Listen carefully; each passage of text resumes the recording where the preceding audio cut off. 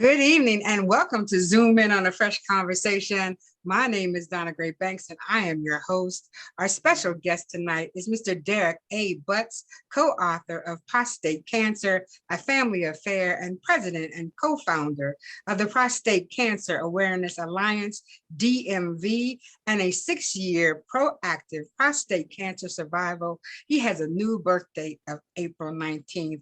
And thank you, Derrick, for being here this evening. Well, thank you very much for the invite. Greatly appreciate it.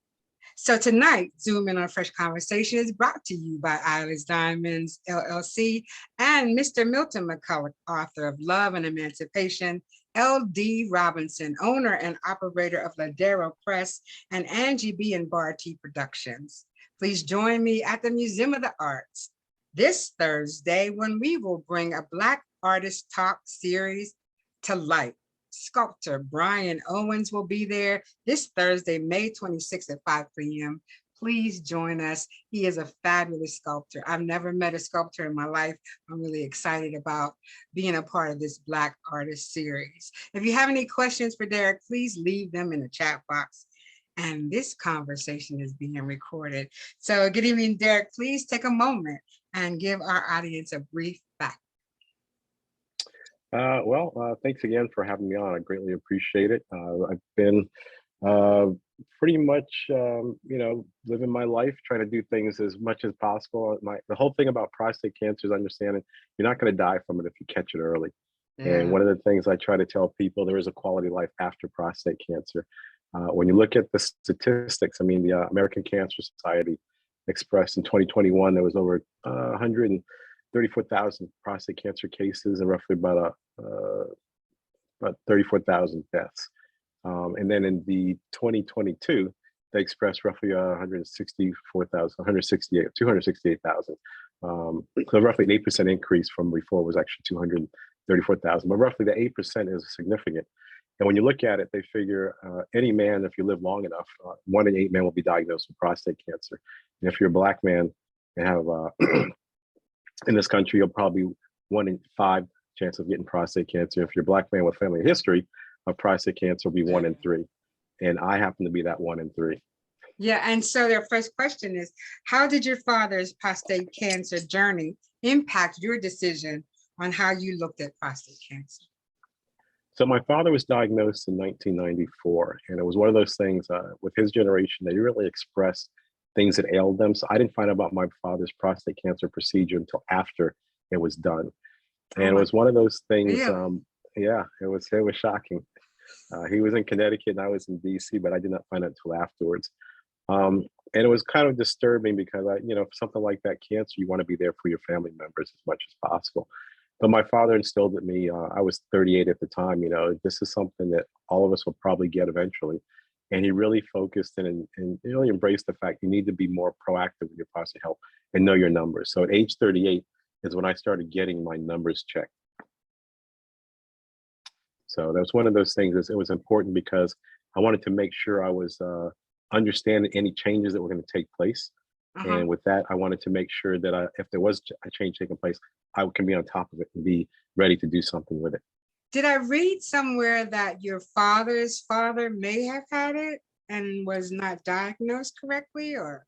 Correct. So I come from 3 generations of prostate cancer. 3 generations of prostate cancer, 2 generations survived. My father, my uncle, which is brother, myself. And it's just one of those things, there's a good chance my sons will probably get it. So they also have to be vigilant with their prostate cancer and understand what's taking place. That's one of the questions. So let's leap forward. How did they handle the news that this might be something that, because they're fairly young, right? They're 30, turned 32 and 29. So yeah. Okay. Yeah. So and you started at 38. So what are you suggesting and will they give the exam earlier than 30?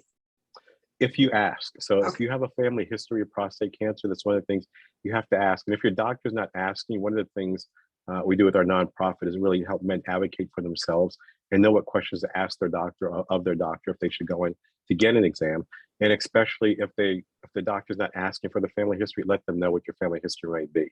Because it's really important. They really can't treat you if they don't understand what you're going through, what your genetic makeup may be, and what you may be predisposed to.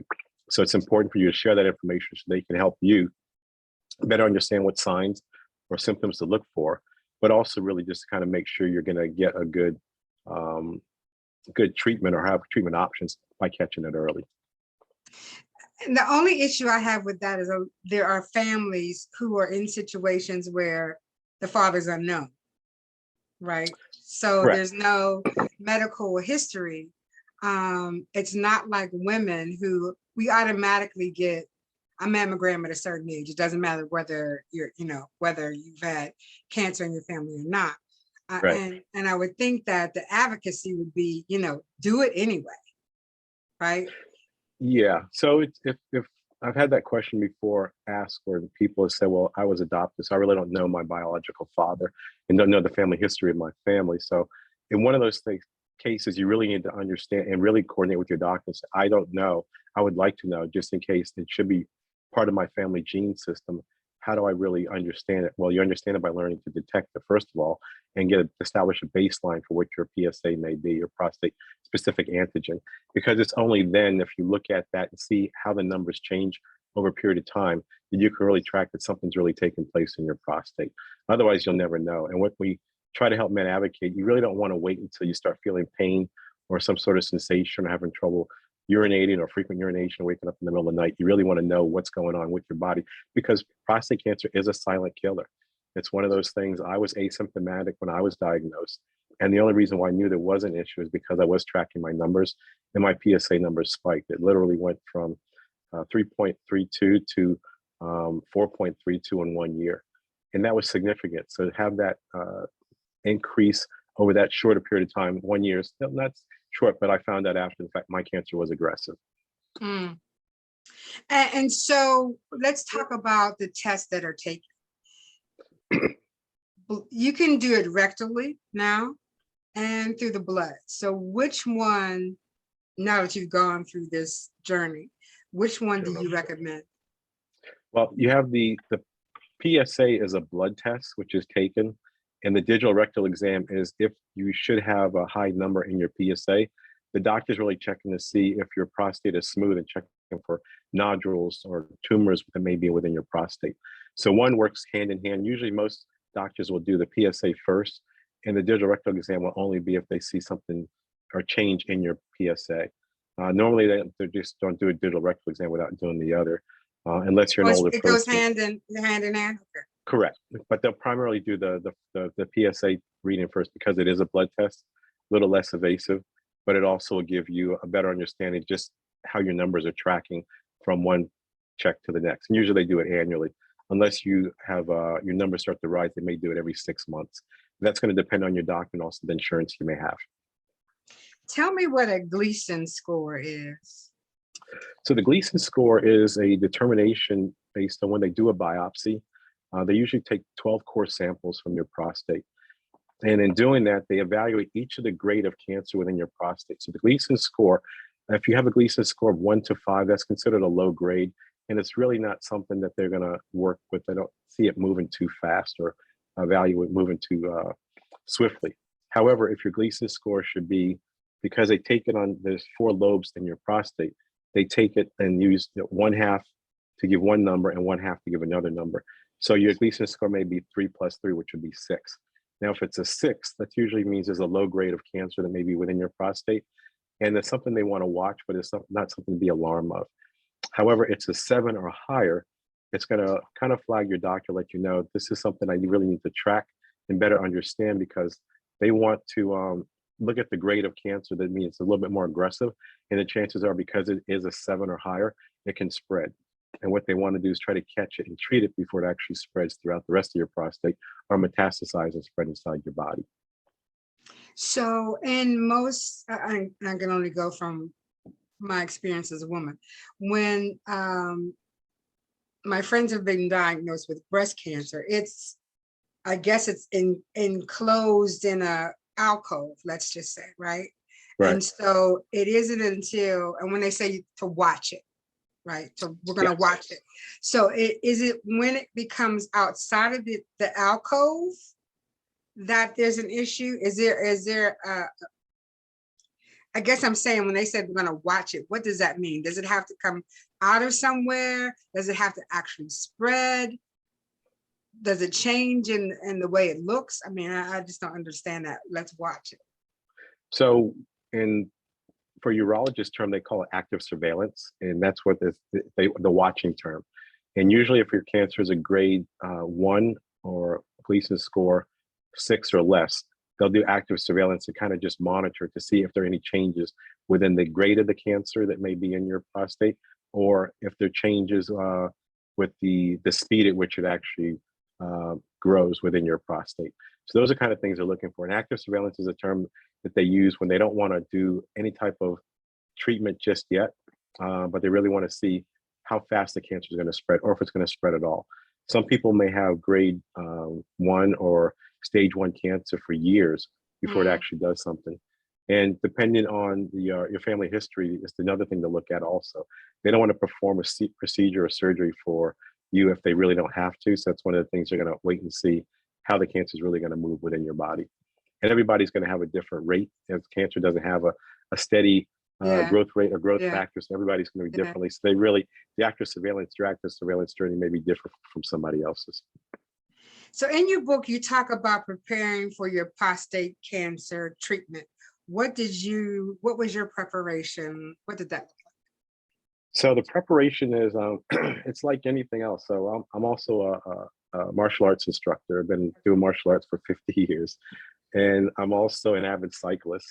So cancer is something you really never really prepared for, but you try to do your best.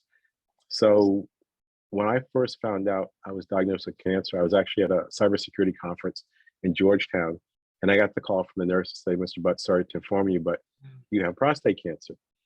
And although I've been preparing for it for 15 years, you still hear that word cancer and it's like kind of go numb and everything kind of blanks out and just kind of in a fog. But I kind of thought about it. I've been waiting for this particular date and this moment for 15 years because it was just a matter of not if I was going to get it, when I was going to get it. And then I heard the other voice on the other phone said, "Mr. Butts, we'd like you to come in for consultation." And I said, "No." And she was taken back. She said, "Excuse me?" I said, "No, I want you to schedule to take it out." She said, "Is that what you want to do?" I said, "I've been waiting for this day for 15 years. So in that preparation, I was diagnosed on March 10th of 2016. My surgery was scheduled for April 19th of 2016. So I knew I had roughly about a month, 5.5 weeks to pretty much prepare for it. So being a martial arts instructor, you go up for black belt tests and they're pretty gruesome. And they usually get 6 months in preparation. Well, mentally, I've been preparing this for 15 years. And as an avid cyclist, when you're preparing for a long century rides, it's one of those things you also do a lot of cycling and service in the saddle and just kind of get your body prepared, what I call recovery mode. So literally leading up to that week, I was doing a lot of cycling. The day before my procedure, I did a 35-mile speed ride. And then the morning of my procedure, I did 350 body crunches because I knew they were going into my abdomen. And the whole purpose was to get my body in what you call recovery mode, because I knew if my body was already broken down at that point, if they were going to go in, my healing time would be reduced.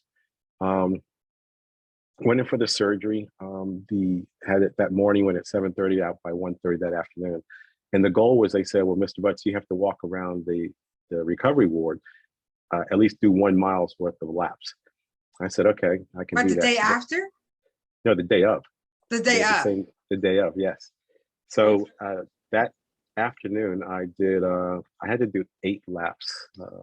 No, that's not right. Let's see, I had to do a mile. So a mile is 15 laps. So that afternoon, I did 9 laps the first night, and then I did another 7 laps the next day. And they said, "Okay, Mr. Butts, we see you're ready to go." But that preparation helped me to be able to get back on my feet quickly, and my recovery time to pretty much be as short as possible. So they were amazed how fast I was up and walking around and not really feeling much. There was a little pain, a little discomfort, but that was just due to the fact that I just had major surgery. But my preparation was mental as well as physical to make sure that I was prepared on all different facets to know that I was going to get through this.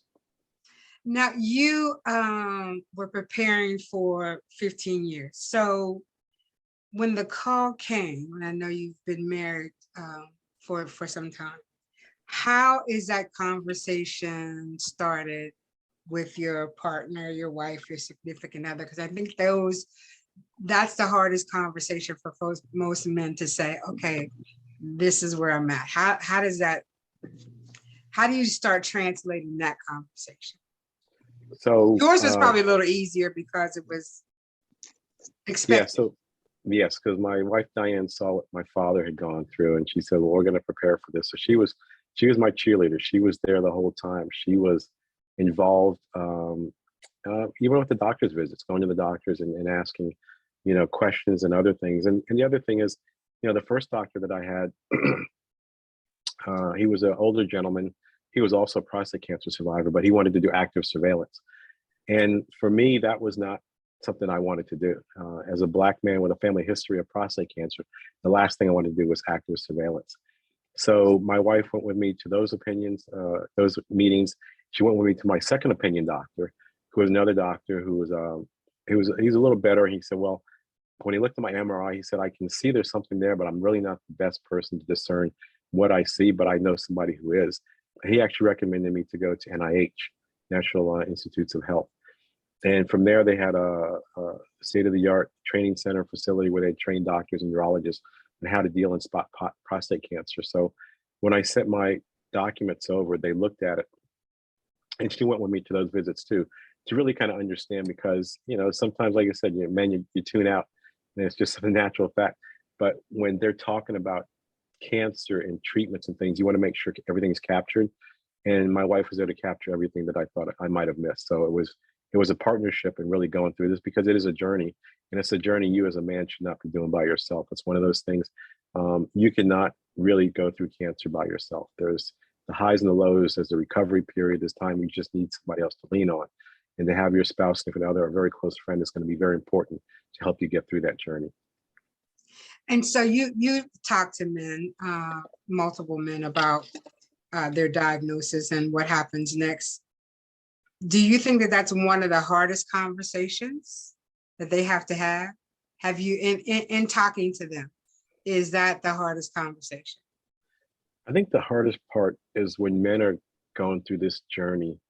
The first part is really getting over the mental aspect that you have cancer. And I think once they get through that, then they realize, okay, I've got cancer, now I have to do something with it.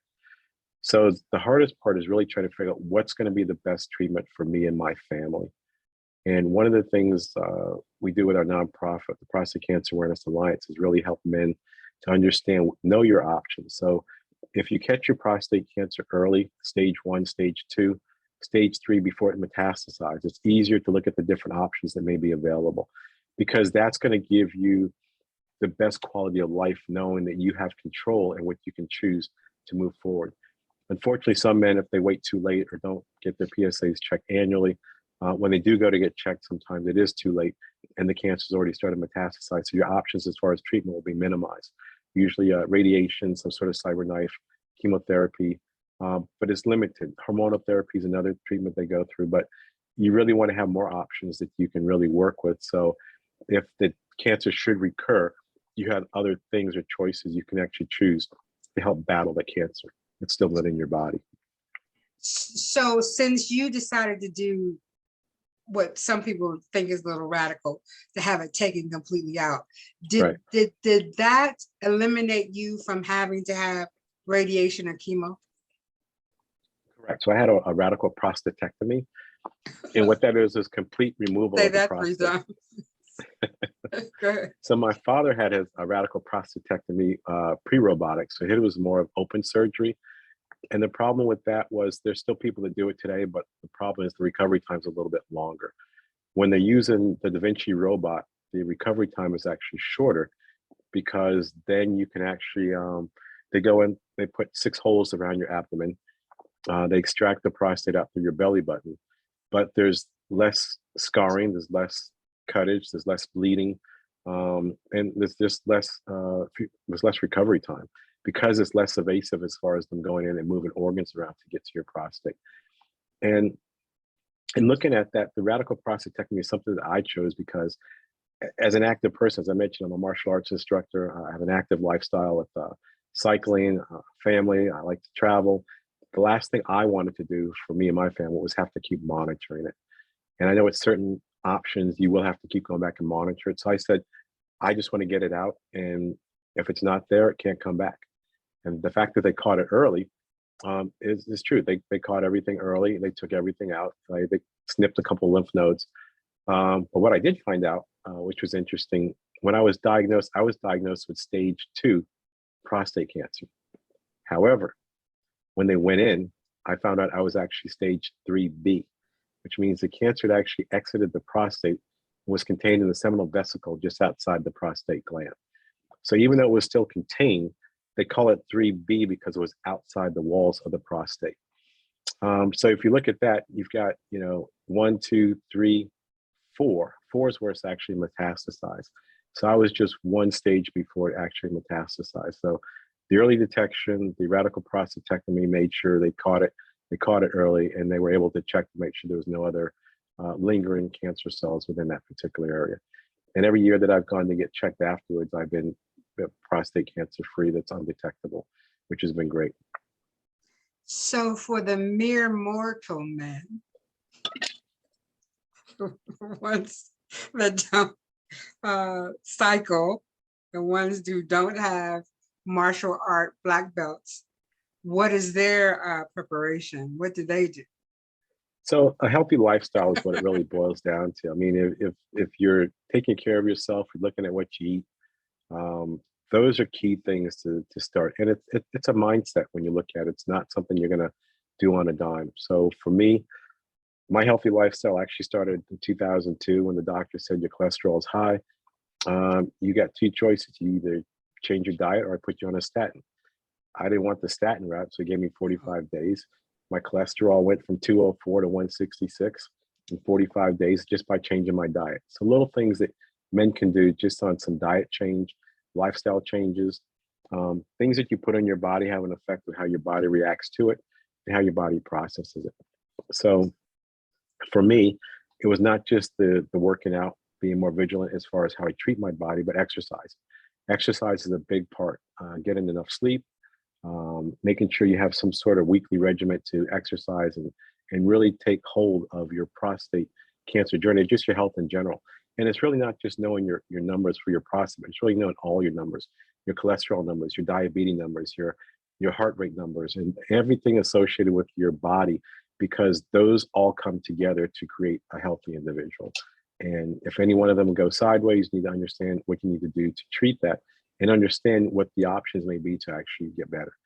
And if you have a healthy lifestyle, clean eating, it's really easier to do that. And it does take a little while. It's not, like I said, it's not going to happen overnight, but it is a lifestyle change. And if you do it with your spouse, your wife, your partner, it does make it easier when somebody else is doing it with you. Were you a smoker? Never. No. Never. So I think when we talk about changing our eating habits, right?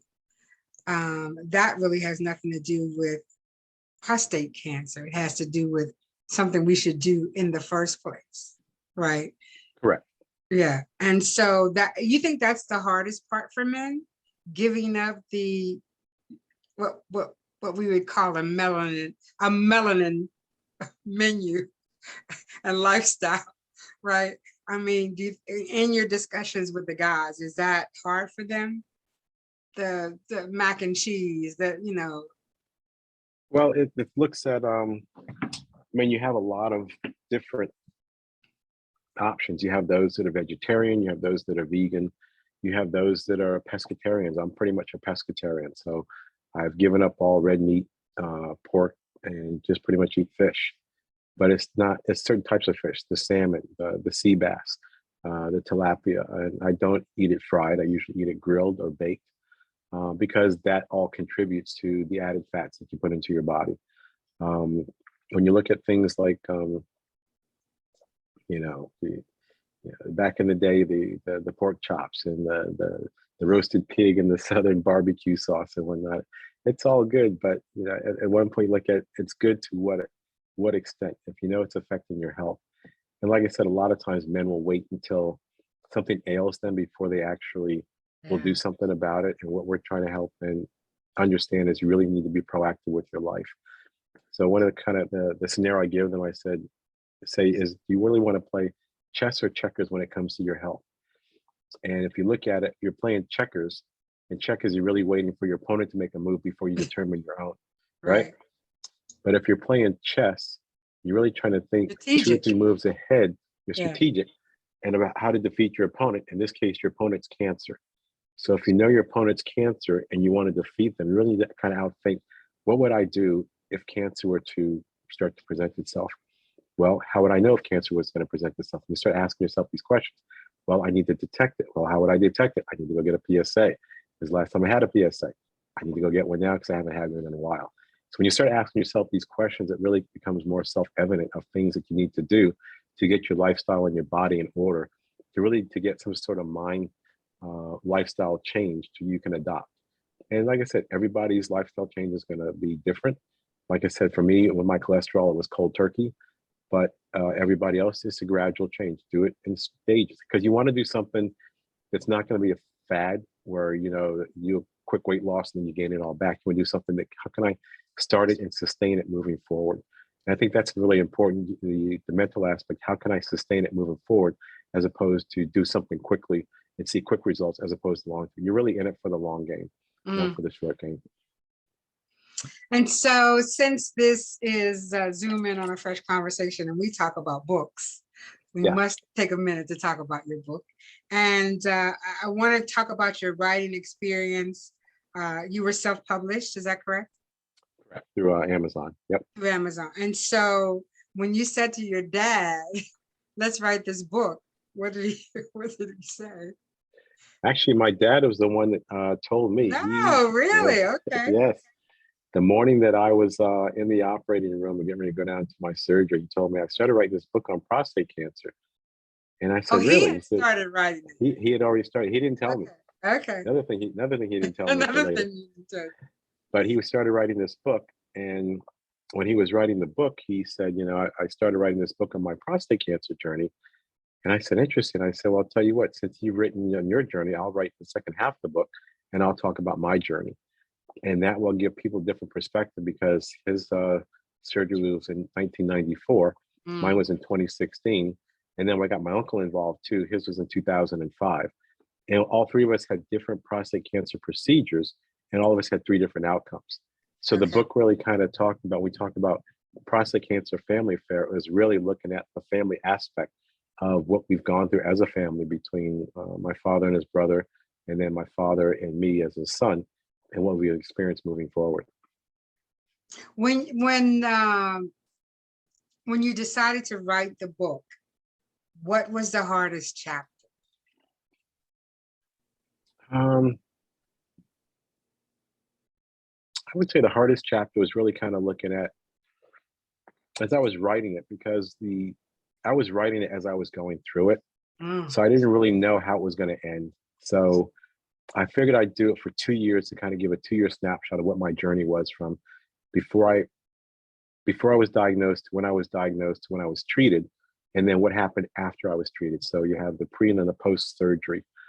And I think just understanding, because as I was writing daily notes and daily logs as far as what my experience was, I didn't know exactly how it was going to end. So I wrote it, and then for 2 years, and then after the 2-year period, I kind of sat on it for about 6 months to make sure I captured everything, just to make sure nothing else was going to happen. And I got to a steady state in my life where I said, now my quality of life is good, and this is something I'd like to share with others.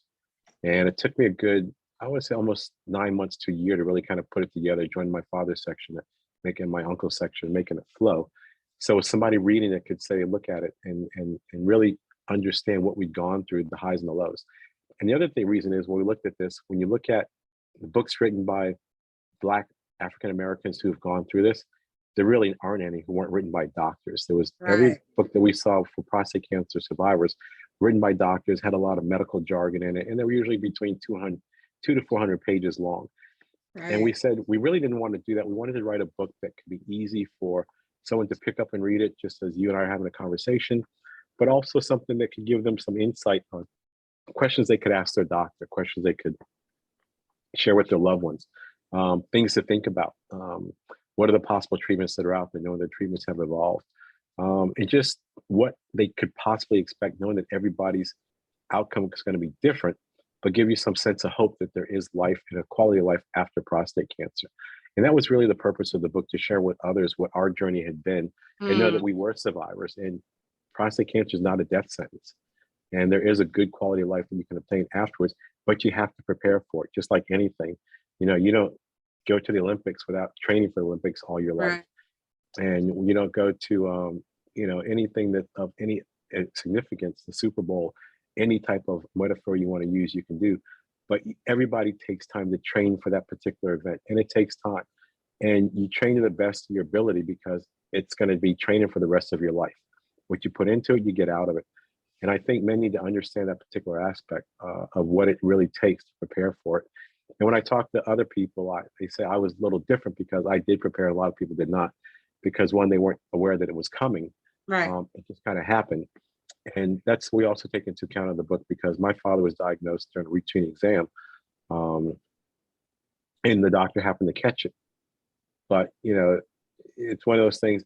What about the men who are not going to the doctors? And one of the things we're looking at with the underserved neighborhoods with Prostate Cancer Awareness Alliance is trying to figure out, how do you reach those men that have not been reached, or don't want to go to the doctors, and don't have a sense to go to the doctors. We have a lot of wives that will call up and talk to us in different forms and say, I'd like to, what's something I can tell my husband to get him to go to the doctors, because he's just not doing it, and I'm concerned about them. And the reality is, your spouse is concerned about you. They want you to be there. So we try to tell men that, you're not just doing this for you. You're doing this for you and your family. And like I said, think about beyond you. Think about your grandkids, your kids, and your other people that are in your life, and the significance they have. It's really going to be that type of factor.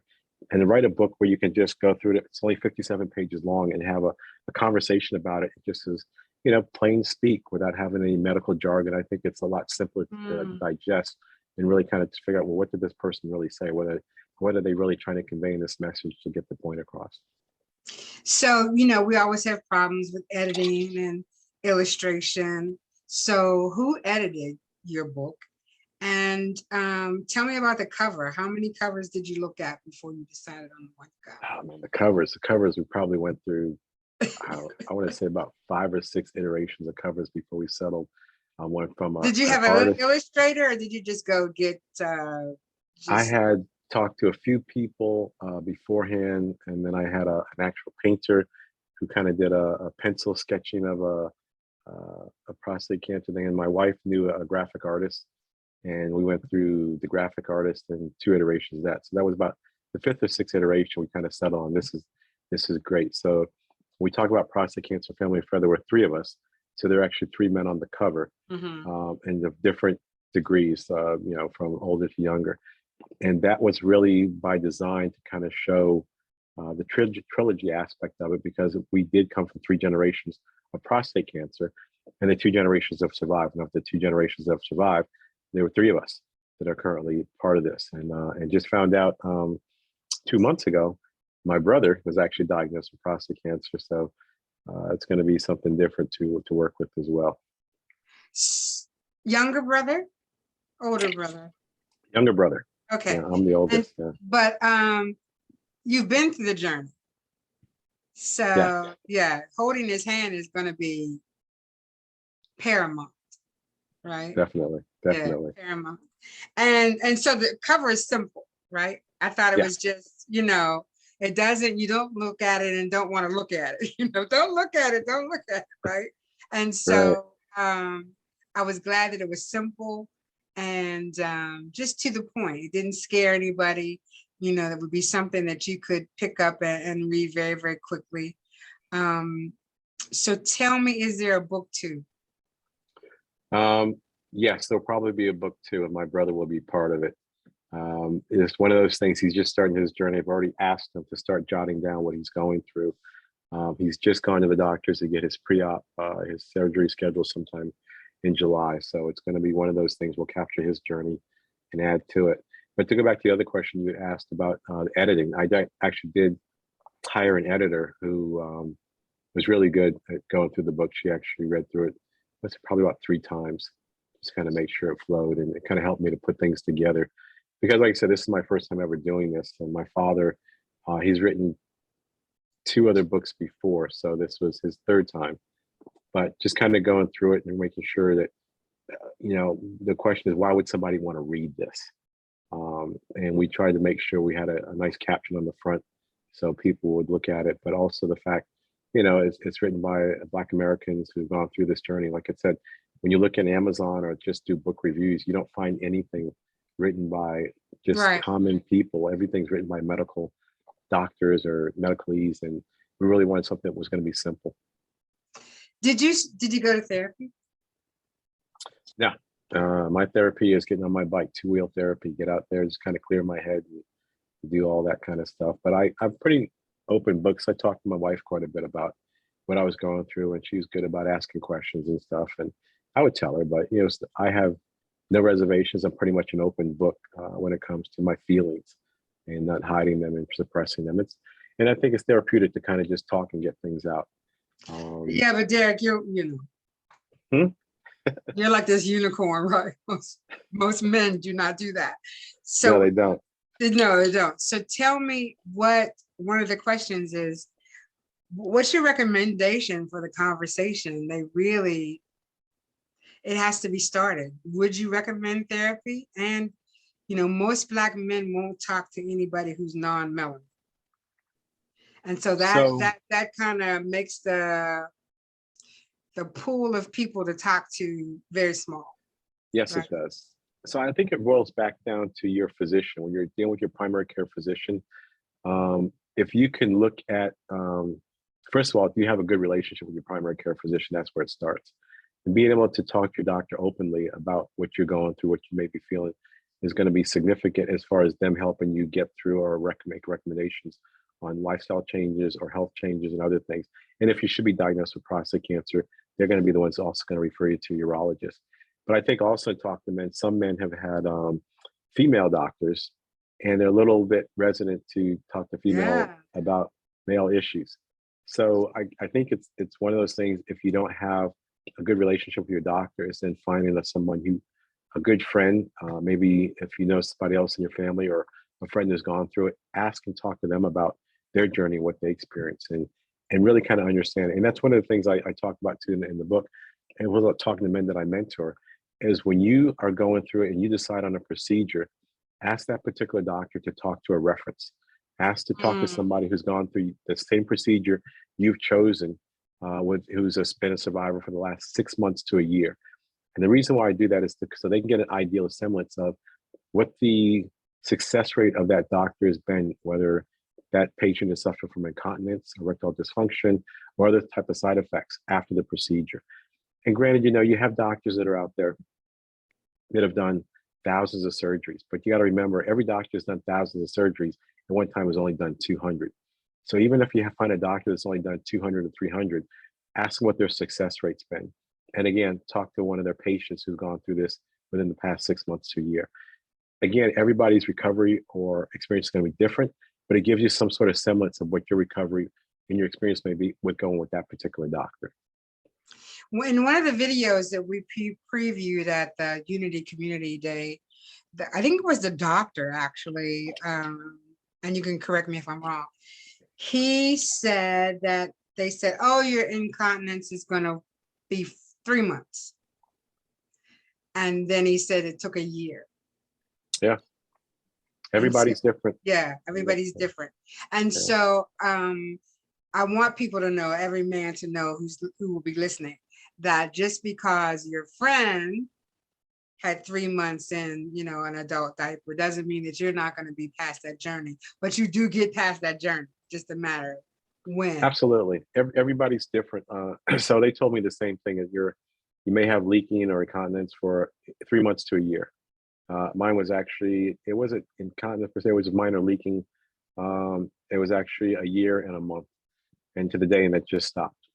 But they also have you do these Kegel exercises, because when they remove your prostate acts as a stopgap for urine as it passes through your pretty much passes through your prostate, which kind of helps as a stopgap valve.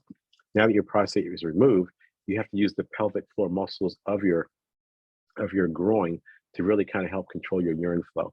And Oh, that just welcome to takes a time. woman's world. We had to do And that a long time. yeah, and it just takes time. I mean, the Kegel exercises are great. I still do them to this day. Yeah, I mean, And yeah. and it's like something, you know, you're just going to do the rest of your life. But, you know, knowing what to do and actually doing it is half the battle. Knowing how to prepare for something and actually going through the preparation is half the battle. You know, you got to have follow through with anything that you do, and you got to do it well. You get out of it, like I said, what you put into it. So if you're not going to put the effort in, you're going to see the results of that at the end as well. So Derrick, tell me what the Prostate Cancer Awareness Alliance does, and how can someone reach out to you? So the Prostate Cancer Awareness Alliance is DMV was actually formed in the DC, Maryland, Virginia area during COVID. And it would just so happen I was at a book event, a solid book event for Black authors in February of 2020. And I met the gentleman, he came by my table. He was a prostate cancer survivor. I didn't know it at the time. And he said, have you ever thought about working with a nonprofit, doing a nonprofit for prostate cancer? There are none that exist specifically in the DMV area or in DC in particular. And I said, I've thought about it. He introduced me to two other men who had a prostate cancer focus in Prince George's County, which is just outside DC. And we started talking, this was in February, we started talking in end of March and then April. And we really started putting pen to paper and say, you know, let's really look at this more holistically and look at the areas where there's a really underserved population in the DMV area, DC, Maryland, Virginia. And part of it was, we said, well, do people really know where to go if they should be diagnosed with prostate cancer? Where do you get prostate cancer screening? Where can I get prostate cancer treatment? Right. After your procedure, where can I get prostate cancer support, therapy, services, counseling, all those particular things? So we decided to form the group. So I took the lead and we put together the paperwork, and we filed with the IRS and the developer board. And we started developing, because we were still in a lockdown because of the pandemic, we started developing these Zoom meetings. So our first one launched that September of 2020. And that's how Dr. Richard Kennedy came on board. I was actually speaking at one of a prostate cancer event in September, and he liked what we were talking about, and he liked the energy that we brought to the conversations. And part of that was him being a doctor and a prostate cancer survivor. This was a win-win type of scenario, Right. because he could actually talk to He was us one of the based guys on, in the video, right?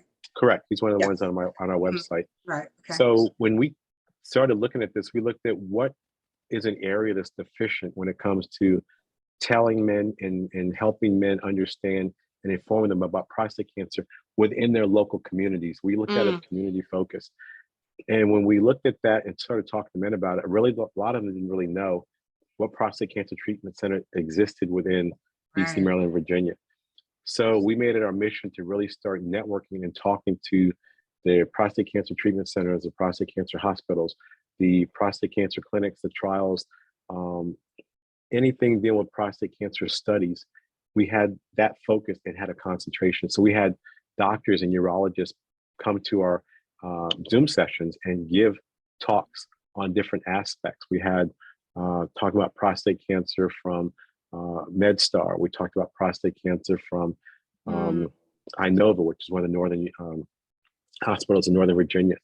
We talked at Howard University Cancer Center and just about the programs that they have, Men Take 10. We talked about the different services that existed. There's a Hope Connections, which is on our site, which is a cancer treatment support group for any cancer. So breast cancer, prostate cancer, colorectal cancer. And they really kind of help men and women navigate their cancer journey, no matter where they may be in it. And we participate in a lot of those different cancer support talks and forums to understand the challenges that these men were going through. So our site was kind of built as a collective to say, if you go to our site and you're not sure where you can seek a first or second opinion, everything's now all in one spot. Because if you go to the individual sites for the hospitals, they're only going to talk about what they do for their specific hospital. But they're not going to tell you where you can go get a second opinion. They're not going to tell you the other treatment centers. Right. So we decided to pull the information together. And when we started talking about the cancer treatment centers about what we were doing, they liked it because now they were getting exposure pretty much for free. But it also gave them more visibility as far as what kind of cancer treatment services and options they could offer to men in the community. And the other thing we did, we also asked each one of them, what type of trials or clinics are you working with to do and reach out to the underserved community? And it was interesting, the answers that we got back, because although a lot thought they were doing something, the realistic expectations were not there. They put some money behind it, but they didn't give enough time to really make it successful. And we're trying to work in them to really kind of understand what does it really take to navigate and work through reaching out to the community, which kind of has a bias associated with the medical community anyways, because of, you know, the tests in the past with Tuskegee Airmen and then Henrietta Lacks and stuff. So although a lot of that's in the past, they still have to overcome that stigma of understanding and building that trust within the Black community to allow them to really understand that they're really trying to help and not just you know, throw something at you. So that was why the site was formed in that perspective. And the survivors was another thing, as I mentioned earlier, men don't really talk.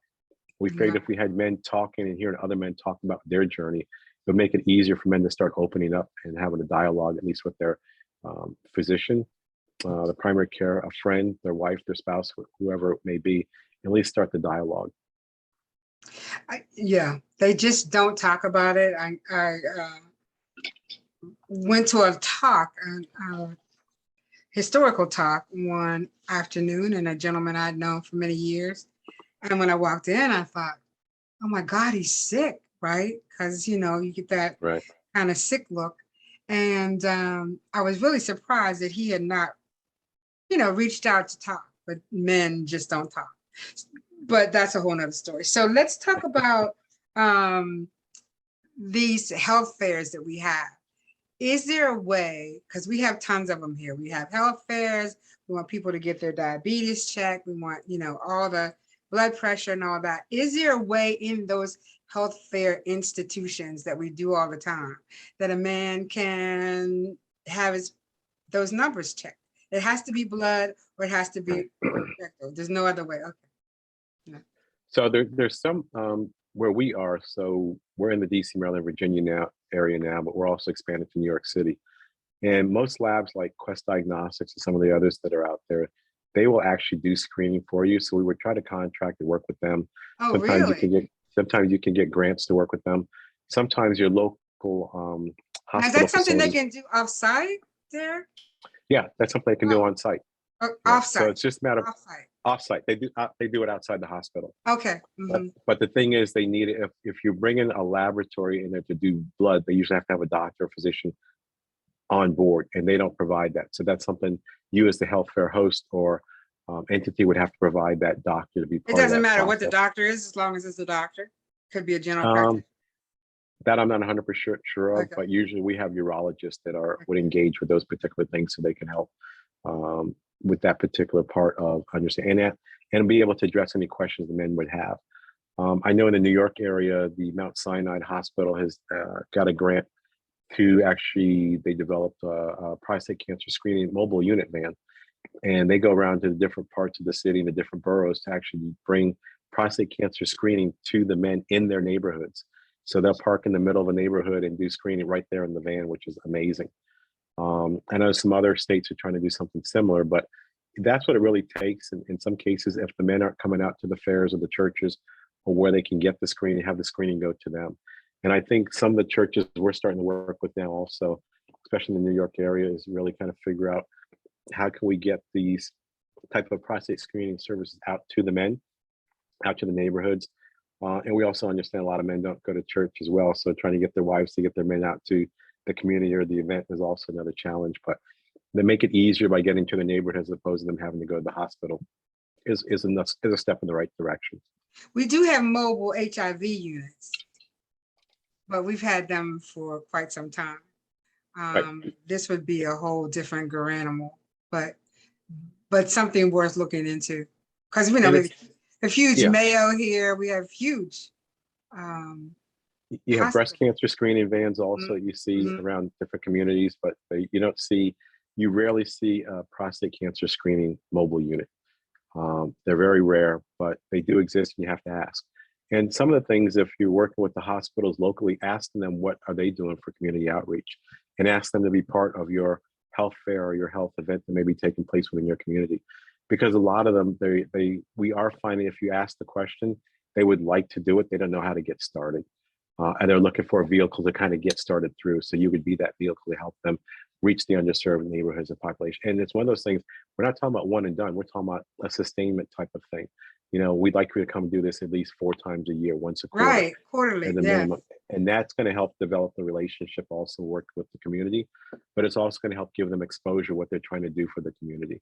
And that's where the building of the relationship starts. And then once you can build a relationship, then you can start building the trust factor. And for those hospitals and entities that are really trying to reach the underserved, you got to start with the relationship first and the trust, and meeting them where they are is really where it starts. So you can unmute yourselves if you have a question for Derrick, but is there anything we didn't touch on? I tried to touch on a little bit of everything. Is there anything else you want to share with us before we sign off? My biggest focus is really just getting men to be more proactive with their prostate health, Right. and really be an advocate for themselves. So know what questions to ask. Know that if you should be diagnosed with prostate cancer, if you catch it early, you will be a survivor and you will have a quality of life afterwards. But most of all, you know, think about what treatment options, and it's one of those things, you know, people have insurance in the event they get into an accident, hoping they don't need it. Yeah. We're just asking men to be more proactive in understanding what their prostate health is. So if they should be diagnosed with prostate cancer, they understand what the treatment options may be. And I think that's important, because the last thing we want men is to really kind of be in a deer in the headlight type of mode when you're diagnosed and trying to figure out what to do, because you really don't know, because you didn't take the time to really study and understand what you're going through. And it makes it easier. And the other thing is, if you do or should be diagnosed and you are stage 1, 2, or 3, know what those options may be. Like I said, if you're starting to feel pain or sensation or frequent urination or having trouble urinating, it might be too late. And unfortunately, you know, your options will be limited if you're at stage 4, or if the cancer has metastasized in your body. So we really want you to understand what those options may be. Everything from radical prostatectomy using robotics. There's radiation treatment. There's CyberKnife. There's photon treatment. There's proton treatment. There are all different kind of treatments you have at your option disposal if you catch it early.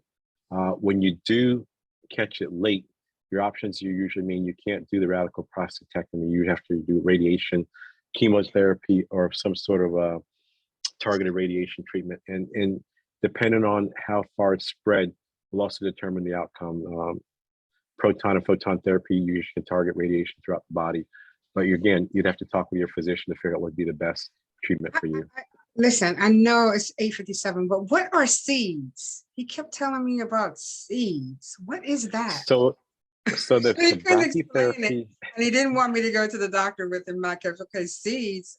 What is that? Yeah, so there's a radiation seeds, or there's like a seed implant. Okay. And what they call it like a brachytherapy, where they actually implant seeds into your prostate. So when they do what you call a fusion biopsy, so they don't remove the prostate. They don't remove the prostate. They just plant seeds. This treatment, radiation, and then they plant seeds. Okay. They plant the seeds, radiation seeds, in the prostate, okay, which help to radiate the prostate when they're, so it's more localized or contained. And they're slightly different. Some plant men will get anywhere from could be 50 seeds to 140 seeds, depending on the extent of your prostate spread. And it's really going to depend on your doctor's comfort level, the doctors in your area, the kind of procedures, surgeries they have, procedures they can do within your particular area, but also the significance, or your Gleason score, and how much your prostate spread. And they can tell that through an MRI, because they can see the mass within the image, how far the prostate cancer spread within your particular prostate. Because your prostate is about the size of a walnut, and they can see if it's been inflamed or if it's been enlarged, and they can kind of target the radiation for those particular locations. So like I said, that's just another choice of options for people that want to look into do that versus the radical prostatectomy. And so we ask everyone to leave us with a pearl of wisdom. I think you've given us many, but if you have one in particular you'd like to leave with us, sure like to have it right now. So our tagline is men to get a grip on prostate cancer. And we want you to my parting words would be, if you don't know your prostate cancer or you know your prostate PSA number now, go get it checked. And one thing I would ask for all men, if you know yours, ask your friend, your buddy, your father, your uncle, your brother, do they know theirs? And if they don't, ask them when they're going to go get theirs checked. Because it really is, it's really about spreading the wealth of information and knowledge and help to help each other to really get through this. And it starts with a conversation. And so could you type in the website for us? So Sure. we'll have it there for those of you who want to reach the Prostate Cancer Awareness Alliance, DMV. Derrick is going to put it in the chat, so you'll have it available. I'll also have it on the top of the YouTube, so everybody will know how to reach him. Derrick, it was my pleasure. I'm glad I picked up the phone. I was scared to death because, you know, you didn't know me from a can of paint. So I appreciate you taking the time to spend with us here on Zoom and on a fresh conversation. And to our audience, African-American men are at an increased risk for developing prostate cancer over white men and other men of color. 1 in 7 African-American men will develop prostate cancer in his lifetime. Overall, African-American men are 1.7 times more likely to be diagnosed with and 2.1 times more likely to die from prostate cancer than white men. And that only because we're not being diagnosed early enough. African-American men are also slightly more likely than white men to be diagnosed at an advanced stage. And that's because we're not taking the time to get it done. Absolutely. So for all the men out there, just take a moment, please get it checked. It's not a death sentence, it's a life sentence if you catch it early enough. So thank you very much. And thank you everybody for being here. Thank you, Derrick, for being on Zoom and on a fresh conversation. Sure Thank you so thing. much. Thank you for the invite. Good night, everybody. Good night. Good night.